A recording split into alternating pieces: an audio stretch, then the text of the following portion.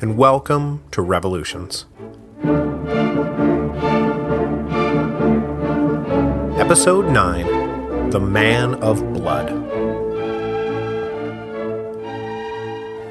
Writing about the events that led to the First Civil War, political philosopher James Harrington, who lived through it all, famously observed that it was the dissolution of this government caused the war, not the war the dissolution of this government, by which he meant that King Charles was not toppled by some premeditated insurrection.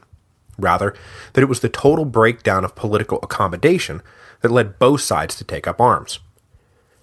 If we extend this observation one step further, we might say that the dissolution of this government caused the war, and the war caused the revolution. Because the Civil War cleared the path for notions that before the war would have been considered not just radical, but unthinkable. But the years of conflict kept moving the Overton window, Google Overton window, in a more radical direction. And over the 1640s, men went from being bomb-throwing extremists to sensible moderates to weak-kneed reactionaries without ever changing their positions. We are now entering the most radical, the most revolutionary phase of all.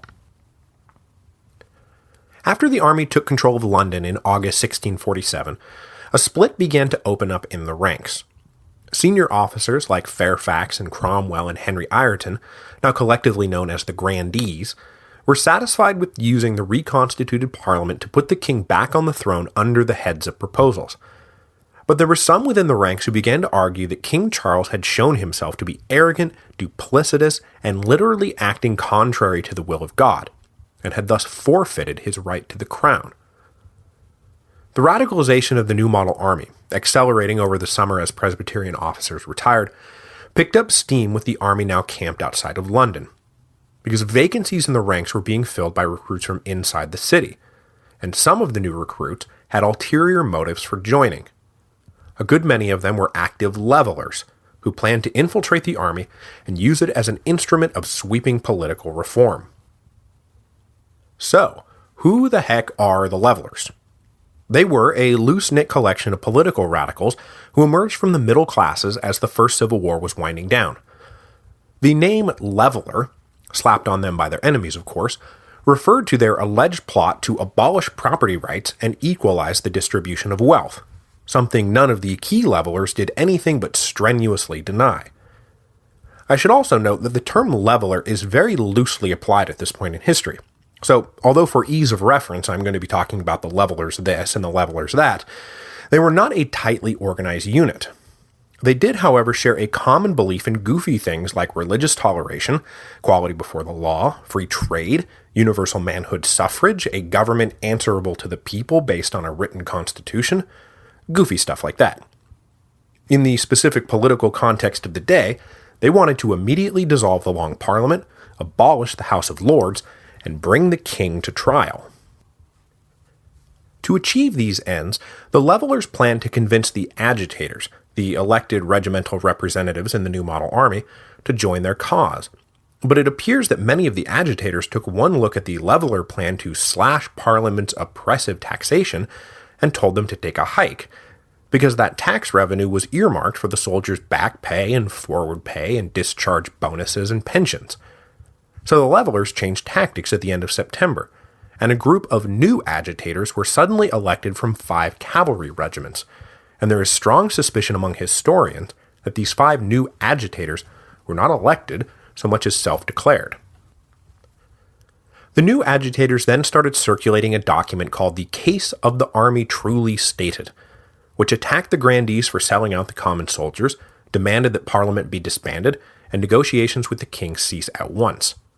Then, it went on to say crazy things like when the next Parliament is elected, it should be on the basis of universal suffrage, which is to say freeborn men over the age of 21, which is insanity because everyone knows that a kingdom is defined by its property, not by its population. On October 21st, the Case of the Army Truly Stated was presented to the General Council, the Army's governing body composed of 2 men and 2 officers from every regiment. The General Council gave the Case of the Army a pretty hostile reading, and then ordered the 5 new agitators to present themselves at the next meeting to explain just what in the hell they thought they were up to. But the new agitators decided to seize the moment by not simply defending the case of the army, but by writing up an entirely new petition called the Agreement of the People, which went beyond the specific issues of the day and laid out a broad theoretical basis for the reorganization of the kingdom. The old order of king, lords, and commons would be swept away. Political representation would be based on population, not property, and then full power would be granted to the people's representatives. There would be no forced impressment, there would be equality before the law and liberty of conscience. The new agitators presented the Agreement of the People to Oliver Cromwell the night before the next General Council meeting, leaving Cromwell in a bind, because he was trying to navigate his way through a divided parliament to settle a peace with the vacillating king, and now suddenly the ranks of his own army were moving in a radical and vaguely mutinous direction. The attacks on the grandees were brazen and explicit. The first day of what will one day be called the Putney debates, because the General Council was meeting in the Church of St. Mary the Virgin in Putney, opened on October the 28th, with the new agitators charging that the grandees were betraying both the spirit and the letter of the solemn engagement signed back in June. As is so often the case with these sorts of things, the opening round of the Putney debates was consumed with the question of whether the Agreement of the People should be considered by the General Council at all. A committee was appointed to determine if the central claim made by the levelers, that the grandees were betraying the solemn engagement, was even valid. Everyone would then reconvene in a few days to hear whether or not they would hear the levelers out. But then one officer had a bright idea, and suggested that everyone get together the next morning for a group prayer in the hopes that God might give them some direction. Being the godly Puritans that they all were, everyone thought this an absolutely capital idea, and so the next morning they got together to pray for guidance. But this group prayer took place in the same house that the committee was scheduled to meet in the afternoon, and when the leveler petitioners showed up to discuss their claims with the committee and discovered what amounted to the entire General Council all gathered in one place, they demanded that the Agreement of the People be debated right then and there.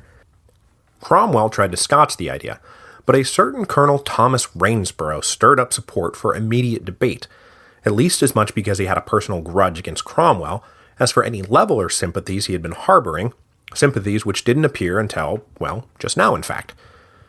So the prayer meeting turned into a clause-by-clause debate on the Agreement of the People. This debate led, among other things, to the famous exchange between Rainsborough and Henry Ireton. Ireton was incredulous on the point of universal suffrage. Did Rainsborough really mean that every man had the right to vote? What about servants, and beggars, and vagabonds? Surely you can't mean them too. To which Rainsborough replied, I think that the poorest he that is in England hath a life to live, as the greatest he. And therefore, truly, sir, I think it clear that every man that is to live under a government ought first by his own consent to put himself under that government.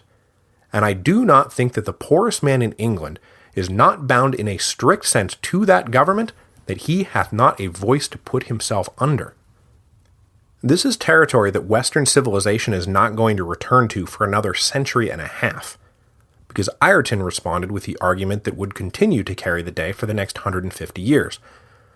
No person hath a right to an interest or share in the disposing of the affairs of the kingdom, and in determining or choosing those that shall determine what laws we shall be ruled by here, no person hath a right to this, that hath not a permanent fixed interest in this kingdom. So, no property, no vote. However, the prayer meeting debate adjourned with no firm conclusion one way or the other. When the next scheduled session of the General Council met on Monday, November the 1st, Cromwell, and this was not his smartest move, though given his intense religious devotion it's understandable, opened by asking if anyone had been moved by God over the weekend, and if so, what did God tell them? Which opened the floor for the levelers to rise and say, why yes, I was moved by God, and he wanted me to tell you that he has withdrawn his favor from King Charles and his entire corrupt system. This is the moment when Charles starts being characterized as the man of blood, a reference to Numbers chapter 35 verse 33 in the King James Bible. So ye shall not pollute the land wherein ye are, for blood it defileth the land, and land cannot be cleansed of the blood that is shed therein, but by the blood of him that shed it. So the Putney debates are now swimming into pretty radical waters, because the implications of labeling Charles the Man of Blood were clear. The Leveler spokesman started openly calling for the king to be brought to trial, possibly even for his life. These pronouncements, though, only hardened the lines of debate, and once again the day produced no compromise. By now, of course, the rest of the army was starting to get restless. Some soldiers were angry that the grandees were selling them out. Others were angry that the new agitators were taking this all too far. Everyone was starting to get just a little bit mutinous. By November the 8th, with no conclusion to the debate yet reached, Fairfax and Cromwell determined that it was time to put this thing to bed. They convinced the agitators, the old agitators, to voluntarily return to their regiments for the time being, reconnect with their men, and then the whole army would get together the next week to try to resolve this debate about the political, religious, and social future of England once and for all. The General Council met for the final time on November the 9th, closing the Putney debates, a remarkable, if inconclusive, little step on the long road towards constitutional democracy. In the meantime, the king threw a wrench into everything by escaping from Hampton Court. Supposedly, this was to put himself out of the reach of the Levelers and their Man of Blood stuff, but it's just as likely that he was looking to get himself set up in a spot where he could more freely deal with the Scots, because ever since their withdrawal back north, a faction led by the Marquis of Hamilton, remember him from back in the Bishops' Wars? Well, Hamilton thought the Covenanters' unwillingness to yield on Presbyterianism was about to put England in the hands of these crazy Levelers in the new model army. After a few meetings with Hamilton's brother, Charles lighted out for Hampton Court on November the 11th, and wound up headed southwest to the Isle of Wight, where the governor, a cousin of Cromwell's, though one not at all happy with the politicization of the army, was shocked, and not a little bit horrified, when the king suddenly showed up and, well, here I am. He put Charles under a loose guard and notified Fairfax that, I've got the king, what should I do with him? The army, meanwhile, had gathered for their follow-up to the Putney debates. But critically, the rendezvous at Corkbush Field was to be held over 3 days, allowing the grandees to control the course of events. On the first day, 7 regiments were ordered to muster, but then 2 more appeared without orders and without officers, evidently ready to press the Leveler position. But Fairfax met with each regiment in turn, denounced the new agitators for intentionally undermining army unity, promised to follow through on the program laid out by the solemn engagement, and, this is the crucial bit, if the breakdown of discipline kept up, I'm going to resign. That threat pretty much snapped everyone to attention. Fairfax was beloved, and the regiments unanimously agreed to follow his lead. The 2 mutinous Leveler regiments were then broken up by Cromwell and the cavalry. The next 2 days saw the rest of the new model army regiments line up with Fairfax. When it was all over, the budding Leveler mutiny was broken, at least for now. Parliament, gratified to find that the grandees had just put down the Levelers, prioritized the pay and pension bill so dear to the soldiers' immediate hearts. But it didn't solve the problem of what to do about the king, nor did it put the Republican genie back in the bottle. Because as the Commons once again took up the question of how to deal with Charles, the Presbyterians and Independents, who both favored putting him back on the throne, were now joined by what I'll call Commonwealth men, who openly argued that Charles, at a minimum, ought to be deposed or forced to abdicate, possibly even put on trial for his crimes against the kingdom. But Parliament voted to keep up the peace talks. They presented their conditions for continuing negotiations to the king on Christmas Eve, 1647, and told Charles he had 4 days to respond. But just then, a small party of Scotsmen showed up on the Isle of Wight to discuss their own terms with Charles, built around a 3-year Presbyterian trial period, to be followed by a general debate on the religion of England. Charles liked this a whole lot better than anything Parliament was offering, and on December the 26th, the king rejected Parliament's proposal and secretly signed the engagement with the Scots, cementing a military alliance and putting England on the path to renewed civil war. After this latest infuriating example of Charles's obstinacy, Parliament passed the Vote of No Addresses on January 17th, which meant no more negotiations with the king, ever. but they also rejected a bill to impeach him. So it's clear that Parliament wasn't really sure what they wanted to do. They were also being distracted by growing unrest out in the counties. Because we haven't had a chance to get too much into this, but just know that in order to wage their war against the king, Parliament had been forced to jack up the tax rate to something like 3 times what it had been during personal rule. And they developed a habit of locking up dissenters without due process of law, and by indemnifying the soldiers, they were validating the worst excesses of martial law. So basically, everything they had been railing about when they ran Charles off in the first place. Historian John Morrell has a great quote about this in The Nature of the English Revolution, where he says that Parliament had fought to protect a herd of sacred cows, each of which was slaughtered to propitiate the god of war. The average English family was sick of it all. They were sick of high taxes, sick of confiscation, sick of soldiers, except now it was Parliament, rather than Charles, who felt the wrath of the put-upon English family. It was this, far more than any intense love of the king, that helped draw the lines of the Second Civil War. But whatever Parliament might have done to recurry favor with the people was put on hold in February when the terms of the engagement became public. Into the spring, old royalist officers started streaming north to offer their assistance to the Scots, while the Commons emphatically voted to retain the old constitution of kings, lords, commons to kill accusations that they were getting ready to turn the world upside down. In late April, the Engagers, as Hamilton's Scottish party was now called, easily occupied Berwick and Carlisle to use as staging grounds for the coming invasion. In early May, the Scottish estates grandly voted Hamilton an army 30,000 strong, which sounds awesome, but just so you know, he's never going to get anywhere near that number, because instead of every minister telling his congregation that enlisting for service was an obligation to God, he was telling them that the Engagers and their namby-pamby 3-year trial period were selling God out, which, as you can imagine, made recruitment difficult. The Second Civil War is both shorter than the First Civil War and more dispersed, as individual English communities simultaneously rose up in defiance of Parliament, creating a web of local action, all hinging on the expected invasion from Scotland.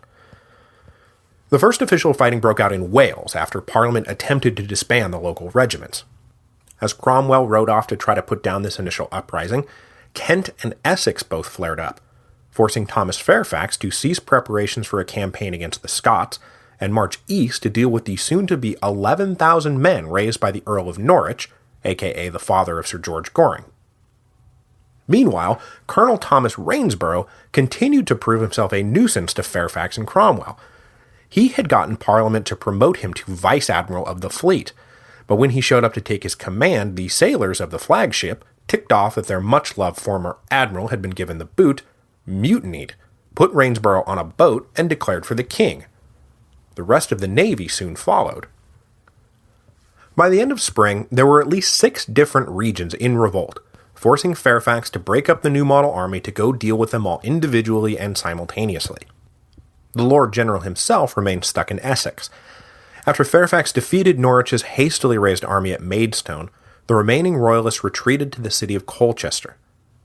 Fairfax tried to storm the city in mid-June, but he was repulsed and forced to settle into what became an 11-week siege through what turned out to be one of the nastiest, coldest, and wettest summers in English history. With all of this going on, the royal court in exile down in France, that is to say Queen Henrietta Maria and Charles, Prince of Wales, got in on the action and sent the Earl of Holland, who happens to be the Earl of Warwick's brother, up into England to take overall command of the royalist cause.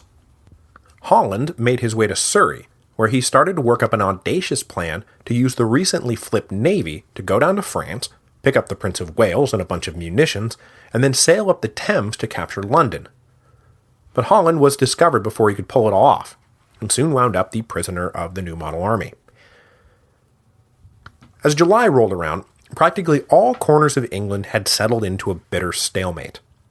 The Second Civil War saw no wistful letters between rival generals, no returning of captured wives, no generous quarter. The Royalists believed that they were fighting not just against men they disagreed with, but heretical rabble hell-bent on destroying the social, political, and religious fabric of the kingdom. while the godly soldiers of the new model army believed that the whole point of the First Civil War had been to determine whose side God was on, and clearly he was on their side. So restarting the war was quite literally blasphemy that must be punished swiftly and severely. With these bitter scales so balanced, the fate of England was in the hands of the Scots.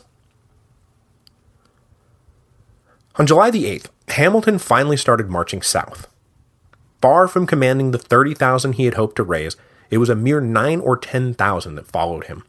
Most were not very well trained or very well equipped. Plus, Hamilton's second-in-command thought that he should be the first in command, and was not exactly about to play Cromwell to Hamilton's Fairfax. So if Hamilton had been given a choice, he probably would not have started marching when he did. But the royalists in England were not going to be able to keep up their end of the stalemate for long, so Hamilton felt obliged to get moving. But even then it was slow going. The crappy, terrible, no-good summer of 1648 had turned the roads into mud pits, and every brook, creek, and stream into an impassable torrent. But as he passed through Carlisle, Hamilton picked up another 3,000 men, and somewhere out there Sir Marmaduke Langdale was riding around with another 3,600 cavalry. With Fairfax bogged down at Colchester, it fell to Cromwell to halt the Scottish advance. But as paltry as the Scottish forces were, Cromwell himself was only able to ride out of Pembroke at the head of 3,000 infantry and 1,200 cavalry. Everyone else was scattered across the countryside. The only thing going for Cromwell was that a Northern Association force had been cobbled together by Sir John Lambert, a man who will shortly become a major player in our story, and now numbered about 4,000 men. Both Cromwell and Lambert expected Hamilton to take the eastern route south, so that he could relieve Colchester and maybe link up with the Prince of Wales's naval convoy. But Hamilton elected to take the western route, hoping that by passing through the generally royalist Lancashire, his army would snowball as he marched. But the arrival of the Scottish army only compounded the food shortages caused by the crappy, terrible, no-good summer of 1648, and all they did was alienate potential supporters. And though Hamilton's army had linked up with Langdale's cavalry, bringing their numbers up to maybe 15,000, he failed to prevent Lambert from linking up with Cromwell, which, yeah, he really shouldn't have let that happen, but it's not his fault. His intelligence was so bad he didn't even know Cromwell was in the vicinity. By the middle of August, Hamilton continued to slog south, blithely unaware that Cromwell and Lambert were right on the east side of the Pennines, a range of hills running north-south up in northern England. So though he now had upwards of 18,000 men under his command, Hamilton's forces were spread out all over the place. His most veteran troops had been left behind to garrison the north because of personal rivalries among his officers. Meanwhile, the entire cavalry had pushed further south on a foraging mission. So as Hamilton reached Preston, he was down to 10,000 men, mostly underfed and grumpy infantrymen. And that's when he got hit. On August 16th, Cromwell crossed the Pennines with about 8,600 men and emerged north of Hamilton's position, cutting off the road back to Scotland. Langdale had been posted with 2,000 men just north of Preston to guard the rear as the rest of the Scottish army crossed the two rivers south of town. When the parliamentary forces appeared, Langdale thought that at first they were simply dealing with a small company of skirmishers, but it soon became apparent that these guys were just the tip of the parliamentary iceberg. When Hamilton was informed that enemy soldiers had been sighted, he too assumed that they were just light skirmishers and Langdale would be more than a match for them, so he continued the crossing. On the morning of the 17th, Langdale's men were dug in on the road to Preston, and did indeed present a formidable obstacle to Cromwell's advance. The conditions, as always through the Second Civil War, were terrible, but through pouring rain and driving wind, Langdale held out, until he was finally overrun by the math of the thing, and forced to fall back into Preston. By now, Hamilton recognized that he had a real live battle on his hands. While his men completed the crossing, Hamilton himself stayed on the north bank of the river waiting for Langdale to appear, but when Langdale finally did appear, it was only Langdale who appeared. He had been forced to leave his men to surrender back up in Preston. Cromwell now faced two heavily guarded bridges that stood between him and Hamilton's main army, which forced him to engage in a slow and torturous push of pike across both rivers, and I can promise you that the pikemen at Preston were not just waving their spears around. Parliamentary forces crossed the second river and captured the Scottish baggage just as night fell. Hamilton then took advantage of the darkness by withdrawing on a drumless march south. If he could only link up with his cavalry, he just might be able to whirl around and stampede over Cromwell's outnumbered army. But then, it's just one of those crazy things that can turn the course of an entire war. Because by now, Hamilton's cavalry was riding north as fast as they could, and Hamilton was marching south as fast as he could, except they were on different roads. So they totally missed each other. In the wee hours of the morning, the cavalry stumbled onto the parliamentary camp just south of Preston. They went, holy crap, and turned around. Now, instead of being the saving grace up ahead, Hamilton's cavalry was suddenly his rear guard. It's just the damnedest thing. So Hamilton's new plan was to make for Warrington, but it was a pretty demoralized force he now led. The baggage had been captured, the gunpowder was mostly soaked. After a full day's flight, Hamilton dropped maybe 4,000 men, although nobody knows for sure, at Winnick Pass under the command of William Bailey, who, the last time we saw him, had been fighting Montrose up in Scotland. Bailey's job was to slow Cromwell long enough to let the rest of the army get dug in at Warrington. The men left at the bottleneck that is Winnick Pass fought bravely and held their ground for hours, but disgruntled locals ticked off about Scottish plundering informed Cromwell of a route around the pass that would allow him to bring the parliamentary cavalry in behind Bailey. As Cromwell led the cavalry around back, the rest of his army launched a frontal assault, with Colonel Thomas Pride's infantry regiment, remember that name, Colonel Pride, in the middle. The Scots holding Winnick were finally forced to retreat, right into Cromwell's cavalry. Bailey managed to withdraw with 2,700 survivors back to Warrington, only to find that Hamilton and all the senior officers had taken the cavalry and flown the coop. They left orders for Bailey to surrender under the best terms that he could. The Scottish army, the key to the whole royalist strategy, had just been completely annihilated. Sir Marmaduke Langdale was caught a few weeks later resting in an alehouse, and on August 25th, Hamilton himself was run down and captured by John Lambert. As news of the Battle of Preston rippled south, the royalist cause evaporated with it. Down at Colchester, Fairfax discovered that a simple piece of news finally did what cannon, musket, hunger, and disease had failed to do for 11 weeks. On August 27th, the besieged royalists finally surrendered. Though the Earl of Norwich was left for Parliament to deal with, in an uncharacteristic display of harshness, Fairfax executed two of the non-aristocratic royalist leaders, a controversial decision that was a rare black spot on the otherwise even-handed and, dare I say, enlightened career of Sir Thomas Fairfax. Up in Scotland, news of Preston prompted the Earl of Argyll to raise a force and try to unseat the engagers. And though they turned out to be more resilient than he would have hoped, Argyll did manage to seize control of Edinburgh.